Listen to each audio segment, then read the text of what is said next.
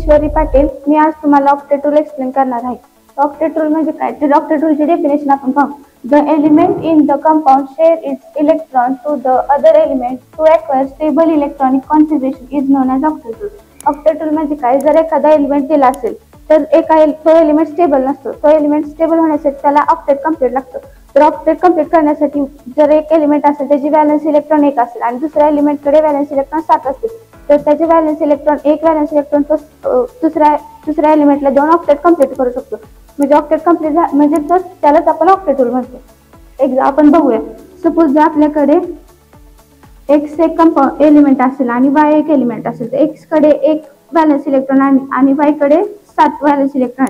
तर octet complete करण्यासाठी Y ला 8 लागतात, 8 व्हॅलन्स इलेक्ट्रॉन लागतात. मग एक्स स्वतःचा एक इलेक्ट्रॉन वाय ला देऊन ऑक्टेट कंप्लीट करू शकतो.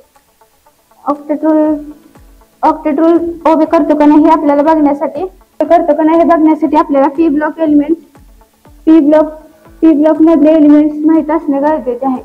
पी ब्लॉक तसेच ग्रुप 1 आणि ग्रुप 2 पण माहित असणे गरजेचे.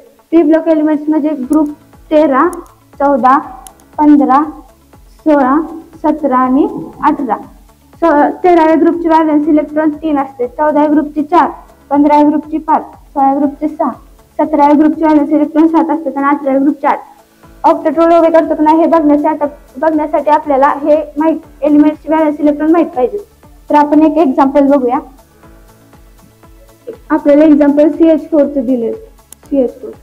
CH4 ची व्हॅलन्स इलेक्ट्रॉन 4 आहेत. सी म्हणल्यावर आपण त्याला चार एलिमेंट जॉईन करू शकतो. 4 एलिमेंट आपल्याला क्वेश्चन मध्ये 4 हायड्रोजन दिलेत. हायड्रोजनची व्हॅलन्स इलेक्ट्रॉन 1 असते.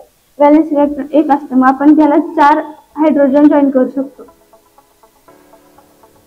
4 आपण हायड्रोजन जॉईन केले तर हे ऑक्टेट कंप्लीट होत आहे. ऑक्टेट कंप्लीट झाला म्हणजे हा ऑक्टेट रूल ओबे करतो. कन्सेप्ट जर तुम्हाला समजले असेल तर हा व्हिडिओला लाईक करा, शेअर करा, चॅनलला सबस्क्राईब करा आणि बेल आयकॉन